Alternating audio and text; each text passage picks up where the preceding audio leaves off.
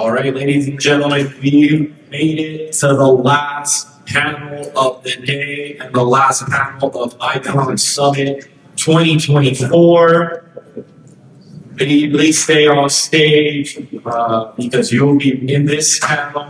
And I'll be introducing Carter Red.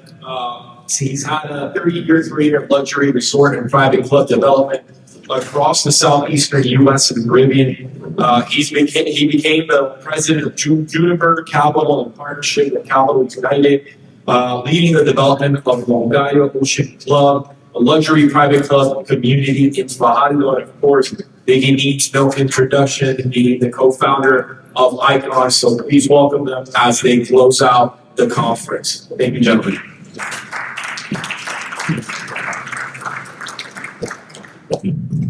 Buenos dias. Before we wrap up Icon Summit, I really want to appreciate thanks on behalf of our organization for sponsors, to our attendees, for board members for being here supporting our organization. Without you, this would not be possible. So we really appreciate we are all of you are listening people, and you made a concerned effort to be here today. So you don't take that lightly. So on behalf of our organization, thank you. Carter, there's so much to talk about. One of the things that in the last couple of days, I think Moncayo has become a trending name. It's part of the Puerto Rican vocabulary. You've been all over the news or over social media, and there's a couple of things that I read that caught my attention. They describe you as the visionary with the $1 billion idea for the East Coast. And another article said that you're planning to build or replicate Palm Beach and Puerto Rico. Before we dive into Moncayo, I think to have better context of that conversation, I think it's important for everybody to understand who you are, who's behind the group. So if you're going to share that with us. The last thing standing between that cocktail. Thank you for the introduction. You're very kind. I am not the visionary, I'm part of the team. The visionary is sort of looking to bring a property that's had a difficult history over 20 years. We're at the foothills of the Moncayo, so we have mountains down in some keys, and Santana, Moncayo becomes Moncayo, excuse me. We are a group that was sponsored by Juniper Capital and United. We have developed we've organized a team that is now numbering approximately 30 people. We work in Fajardo, and over 90% of that team is Puerto Rican. Very pleased to say that a number of those professionals were engineers, were architects, were project managers, were in sales, were in marketing. Our Boricua had come back to the island to work on this project. Our project is 1,100 acres. We're essentially going to get a little bit larger. We're working to do something very, very different, something magical, to introduce to the market. It is luxury, a luxury private residential community that happens to have a very small 68-room boutique hotel, which will be operated by Bears Resorts Collection. So, before I start this panel, I was going to mention that for the last 28 years, we've heard about a big project coming to Fajardo, but I just heard of a robot that said that Riviera started in 63. So maybe there's not that big of a gap for you to make it successful. That being said, it's hard to do business in Puerto Rico. What makes your group different from your previous predecessors that makes us think, and we are rooting for you, I think Fajardo is rooting for you, but what makes you different that we want to make sure that that's actually good? Well, hopefully everybody will be rooting for us. We heard a beautiful piece of property. Yes, there were two previous developers that ran into trouble for a number of different reasons. We've been doing this for a little while, for years. A team that's doing master plan communities like this that are complicated. Every day there's problems to solve. I think that hopefully in those 30 years I've made most of the mistakes in my career behind me. We're not going to make them here. But either development is very different. It's complicated. Doing development work, period, is difficult. On an island makes it even more difficult. But, we're blessed that we inherited a project that was fully entitled. We have most of our permits in place. We have a good relationship with the agencies. We have a good team on site. We have a good team of vendors, contractors, professionals, FED included, Interlink, CIC, CMA, lots of great companies that are rooted here in Puerto Rico, that do business in Puerto Rico, that are here to help us. So you just mentioned that you have already your flag for the hotel, it's going to be your version. So I believe this is Juniper's Capital's first engagement as far as venture and as far as over as well to the Caribbean. This is your first project. Interestingly, yes, it's the first auberge from the Caribbean. It is the second auberge that I've developed. One just opened in Charleston, South Carolina. And actually, Juniper Capital owns an auberge hotel called Bishop's Lodge in New Mexico. Was there any particular reason about choosing Puerto Rico for the first destination in the Caribbean? Auberge is a really incredible brand. I'm excited for the island to get to know the brand.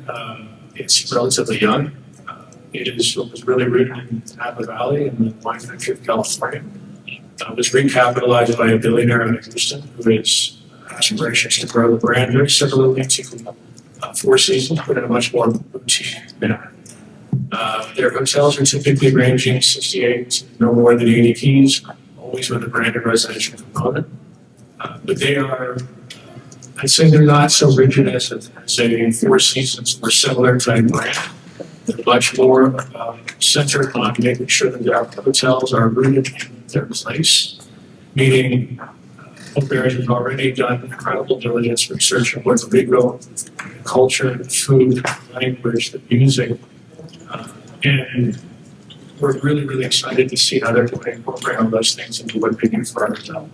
So what I find really interesting about Moncayo is primarily led as a private community, so it has a component of residential and hospitality. I'm just very curious about this particular data. You are in the luxury segment, and if you see at all the sales in the past 10 years, traditionally, the luxury market is dominated by either Dorado, Condado, and to some extent, Rio Grande. How does Fajardo fit into that market where it's just for the longest history in Puerto Rico, it's just new territory? How can you explain that? Well, first, I want to pay homage to those who created the luxury market for us in Puerto Rico, right? The work that's Studio Piece, Dorado, and Paul, and the same regions, and others, in other markets. Our hypothesis is very much based on the success of those communities, what they've done here on Long Island. I think that how we're positioning Moncayo is not necessarily trying to do better, we're just trying to be different. Hence why we're, across 1,100 acres, we're only going to have 400 homes. So we're intentionally trying to be very, very small, very, very boutique, very, very special, very, very exclusive. Again, not trying to be better, just trying to be different. And I think the fact that we are on the island, we're literally adjacent to the largest marina in the Caribbean, Puerto Rico. We have an easement that take our residents directly to that marina. We're 12 minutes from Santana Airport. So I think we have some unique differentiators that will define Moncayo over time. Again, I think that, the luxury sector here is emerging. And I think that we root for our colleagues in Dorado. We root for our colleagues in Bahia. With the advent of Discovery coming next door, those are old colleagues of mine. I used to work for the company. We're friends. It validates the destination. It's a positive thing. Essentia, same thing. We're rooting for them, right? Activity begets more activity. So, when one of us has a success, we should all be high-fiving. I think what I've seen in the last couple of years as we have done Icon, I remember last year we had Brisa and Paul and John Paulson's group. And by design, I introduced them as competitors we're actually, it's not that. We're competing against Miami or jurisdictions. So I think there's some misconception about how actually the developers work. I think it's extremely difficult for a developer to conquer the entire island, and just a matter of de-risking the destination. Then again, everything that you have said sounds beautiful, and it seems to be a project that is going to transform the eastern part of Puerto Rico. However, we want to be a think tank, and we want to acknowledge the possible challenges that you have seen in the development. What keeps you up at night? What are the challenges that you have faced doing Moncayo, and how you plan to tackle them? Well, I think again, I mean, there are a number of challenges. It's some have already been stated by some of the earlier panels with regards to the workforce, access to trades. We know that's a problem. We know that's a challenge. That's why we are leaning on local businesses, local builders, local general contractors to help us execute our plan. I think that public support is obviously something that we're very, very mindful of. We want to obviously execute our business plan and create a return for our investors. We also want to execute a beautiful community that I think the island will be proud of. But it takes more than just capital. It takes more than just grit and plan. It takes support. So we're very blessed that we have good support from the government. We have been designated as a priority project by the government, and the agencies have been very supportive. We worked very, very hard, very intentionally over the last year and a half, largely offline, trying to stay off radar. Right? We've tried to be the best kept secret until now. But we've been building bridges. We've been trying to meet with our local mayor, representatives, meet with the elders in our nearby communities, help them understand our vision, what it means for them, what it means for job creation in eastern Puerto Rico, which, as this group probably knows, has really had a very difficult time since the day we left in 2005. So, a project like ours, we firmly believe, is the ability to change a lot of lives. Not just for people who are going to be living in the homes there, or enjoying the golf, or enjoying the club, but for those people who are going to be building, those people who are going to be maintaining it, those people who are going to be all the jobs that are going to, the businesses that are going to come about, right, through the evolution of our community. We think we have the ability to drastically change lives that are, and it's needed. Moncayo, Sigma, and Farla have not been the same since 2005. So, one of the things that we hear every day, whether it's in the press or just you see in social media, I think there's a misconception, or maybe a lack of communicating effectively from the people in the luxury sector about the job creations, about the data. So if you have more specific data on how Moncayo is going to impact positively, aside from the people that might visit the hotel or buy a residence, what is the trickle-down effect of the economics in the entire Western region? When you do a project like this, you do economic studies. We've done one Baker Tilly did one, we're getting ready to do another one, Oxford economics. And studies like that would suggest that a community like ours, through construction, through stabilization, could represent as much as 15,000 jobs, which I know sounds like a really big number, but that's direct jobs, it's indirect jobs, it's jobs that are created as a result of the economies that are grown by the direct and indirect salaries and wages that are a result of this employment that we're creating. The study would suggest that in 10 years, the income creation by Moncayo could result in as much as $500 million over 10 years. The tax revenues for local municipalities, which is $90 million. So this is meaningful.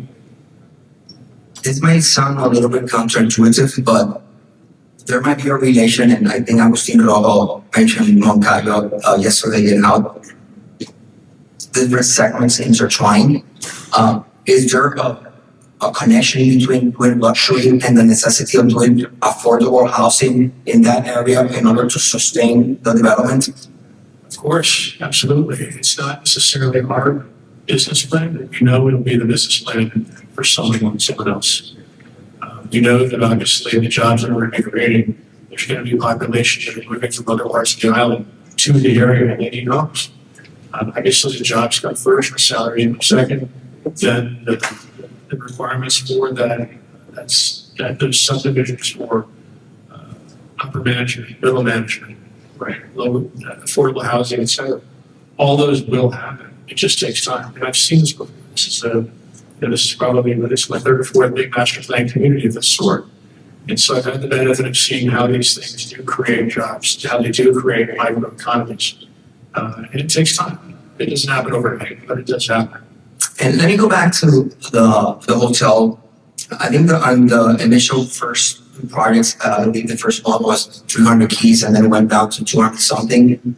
Now it's only 67 keys. Why a shift in the approach to hospitality? Because you have a lot of acres. Why you're going smaller? We purchased Cayo Largo. We inherited a project that was approved for over 2,000 housing units, 2,000. The first developer built a intercontinental hotel over 300 keys. The second developer, DOJ, was building a Four Seasons hotel over approximately 140 keys. Our business plan is different. Theirs was more focused on hotel. Ours is certainly focused on hotel, but ours is a small hotel. It is a component of hospitality and amenity to serve our community. Right? The 400 units, again, is intentional. We want to create something that we don't believe right now currently exists on Island, where there is a high level of exclusivity, service, personality, personalization. It gives us 400 homes with the ability to do something that's very, very high touch, and it's more on brand with what we're doing. In one of the many articles that I had to read in order to get to understand Moncayo, I read something that caught my attention, and there was a blue zone approach to the project. I had the opportunity to tour the facilities and you kind of get a sense of that. Can you elaborate more? Is just a catchphrase or there's more into that? Yeah, I think that, Blue Zone, we all read the book, we all know the theories behind it, but I think at this point, there aren't very many people in this room that aren't interested in living longer, living better, right? And not just the years of their life, but the quality of the years. Moncayo was the opportunity to switch some great things to be able to help realize that potential. Across the 1,100 acres, we are including over 100-acre farm. The farm is actually being prepared right now for fields, fruit trees, produce. It is a big part of our story. So there's an ability for us to be able to grow produce for our homeowners, for the nearby communities, where again, I think there's a real need for locally grown fresh produce is meaningful. The trails, miles and miles of trails, access to trails. Of course, a community with a resort like ours, a club and a hotel, there's an expectation of a spa and wellness and fitness programs. But we intend with our programming to make it much more than just the first 45 minutes, the last 45 minutes of your day. We intend for our programming to include mindfulness, spirituality, and nutrition, not only in our restaurants, but in our homes, smart technology and the design of our homes. So I know it sounds very, very aspirational, but this is what our market is looking for. It seems that you're in Puerto Rico for the long run. How do you see Puerto Rico 5 years from now? That's a great question. Obviously, we're very bullish, Ricky. I think I would use a metaphor. I think there was a topic panel talking about space here. And, we think of Puerto Rico as being like a rocket sitting on the pad full of fuel ready to roar. And what gets us excited? I've lived in Puerto Rico now for a year and a half. I live in Old San Juan. We have, personally, my family, we've become enamored with Puerto Rico. We've been in the Southeast, the Caribbean, Bahamas our whole lives. And I'm ashamed that it took me this long to become acquainted with the magic of this island. Which this group certainly knows. Obviously, they either lived here or moved here because of the lifestyle here. It's incredible. We have all the faith in the world in Puerto Rico. And I think, again, with, as Sveta indicated, a new wave of capital that's coming here, right? With groups like Juniper and Capital United, it's Starwood, Discovery Land Company, the Rubin Brothers. Clearly, when Secretary CJ said that this is sort of the last frontier, I don't think it's really the last frontier for long. One thing that from the panels that I've seen, I really appreciate that the developers are no longer shy about acknowledging their predecessors and their competitors. I think as a whole, they make the industry much stronger. So every time, I think there's been a shift in the paradigm as far as, no, we need more people to come in to bring capital and to hopefully elevate our destination. Before we wrap up, is there anything particular about the East Coast of Puerto Rico that makes it different than the rest of the line item, in your opinion? Again, makes it different, not necessarily better. Is again, we have being at the foothill of the rainforest and the mountains is magical.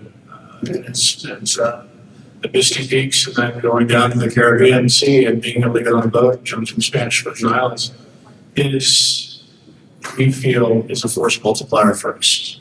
Being next to the largest marina, being next to that airport, those are amenities that we could possibly build on our own. So for us to be able to take advantage of those is really meaningful and a very significant part of our business plan. Before I open the questions to the public, any final comments on what should we expect and anything that the public should know about you and Moncayo and your partners? Anything in particular? We're good guys. We have the best of intentions. How's your Spanish? Pardon me? How's your Spanish? Está bien. Okay, muy bien. So, ¿qué hacer? We should have done the conversation in Spanish from the beginning, maybe. It's just a little easier, so thank you. Okay. But we were prepared. We want to be members of this community. It's important. We want to be good neighbors. We want to do not only our business friend, but we want to change lives. We want to build bridges. We know that we have a responsibility. And it's important for anyone that comes to Puerto Rico and does business. It's really, really, really important to co-invest, co-network, and just make sure you take care of your locals. Make sure that there's a connectivity that way. Sometimes there's a disconnect on the information, and I think having many Puerto Ricans as part of your project is really important. Any questions from the public? Right. This group is thirsty. Rudy? Do we have a mic for Rudy? Hey, Rudy. Pleasure. Thanks for your participation today. We have property in Rio Grande, and when we talk about Rio Grande, or when we talk about Doral, we feel there's a missing component in Rio Grande that Doral has. I want to see if you're thinking, or somebody else in the community of Moncayo is thinking about it. And the school is, I have the reason for that. I had a vision, they built the school, and they built healthcare facilities nearby, right? And that really, I think, anchored, even though it took longer, but it really anchored that community very, very well. In Rio Grande, you don't see that, right? It's only a second home place. And my question is Moncayo primarily a second home target, or are you or anybody else thinking of kind of broadening the offering with schools, healthcare, etc.? It's a great question. Thank you for asking them. I should have weaved that into my conversation with our team, but yes, we learned very early on here that unless we have some means of addressing medical in schools, that we're going to have a very difficult time appealing to a good portion of the market. We are designing a school. It will be down Cofounder International School. It will be K through 12. The community of 400 certainly isn't a large enough population to populate a school.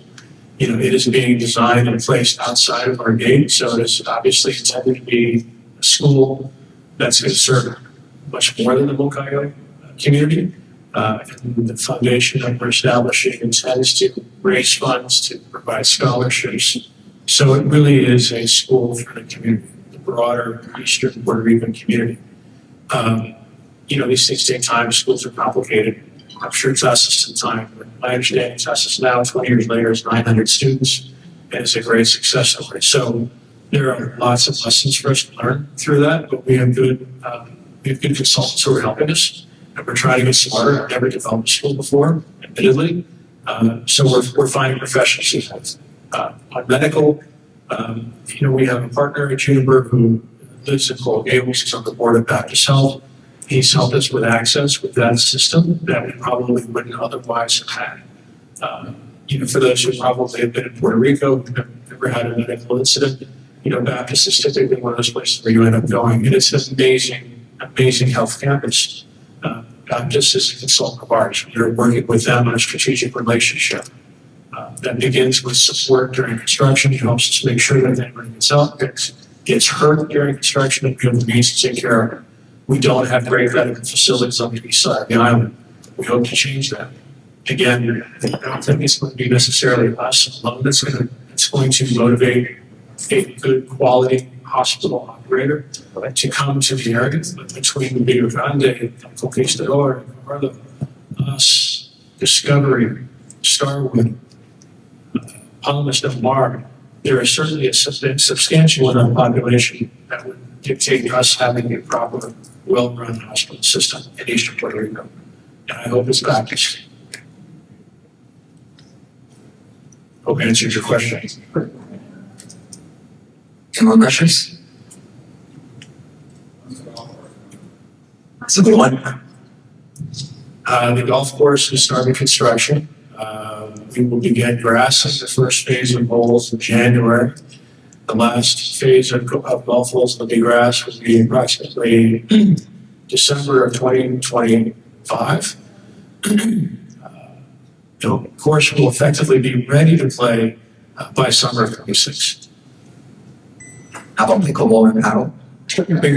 Oh, Yeah. What was the question? Pickleball courts and paddle?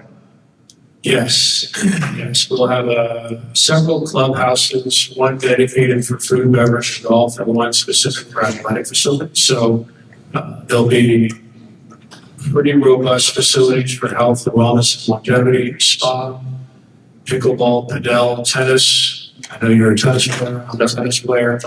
And so again, the facilities will be pretty extraordinary. And just before we wrap up, now that really spoke, I was thinking of Marina really speaks. So, is there a driver having that proximity to the marinas? Do you think there might be a different kind of clientele that is driven to Puerto Rico by the proximity of the marinas to Moncayo?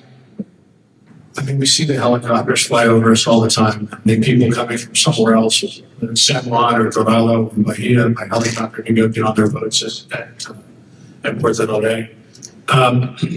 Yes, I think that boating, just like golf, is an affinity, right? It's an affinity group. It's a very powerful group. People who own boats typically like to live near their boats. So, we tend to think that yes, more than likely there are people who own yachts at Puerto del Rey that are excited about what we're doing. That might be interested in having a home, maybe a second home. We're certainly open and anticipate the concept where maybe some people have homes elsewhere, say San Juan or Dorado, maybe we become their country home, right? So there's a little bit of a town and country play. One more question, Mikey. Thanks a lot, Carter. Great presentation. We're clearly all rooting for you over here in Sydney. Basic question about your homes. If you can share with us, how many of the homes have been pre-sold or how many of the lots have been pre-sold? How many are left? What's the average lot price? And what are your plans for building the homes? So that can be specs, can be a Dorado structure. You might be familiar with that. Tell us what you can about that, please. We have sales chief. So I think the question was about pre-sales, et cetera. We've been holding off on going to market. We are currently working through what I would call the first tier, which are friends and family. We have a very robust list of founders that we'll be going to next. We market differently. In fact, we really don't market. We just do sort of very strategic public relations. And it's more about relationships than just about direct marketing. You won't see ads for us. You won't see billboards. We just don't do that. Ours is, again, it's about exclusivity. It's small. It's by invitation. We want this to feel special. We're not for everybody. But to answer your question, of the 400 things that we'll be selling, approximately 200 of them will be auberge branded residences. So they come with very, very high level of services and management.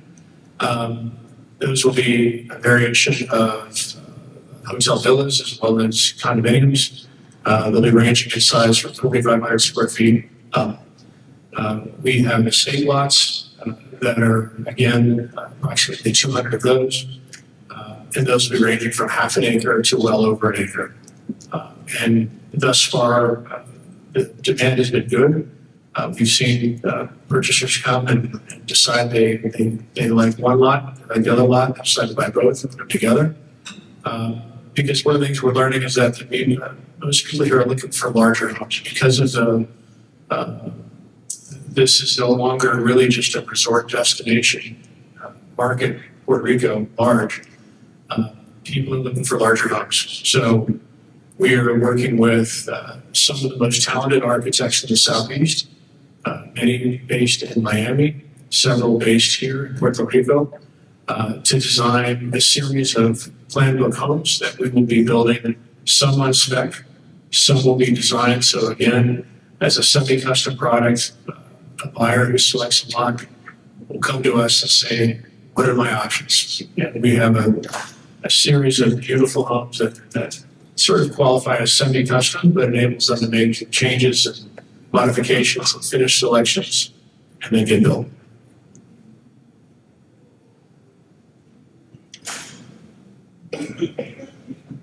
And that.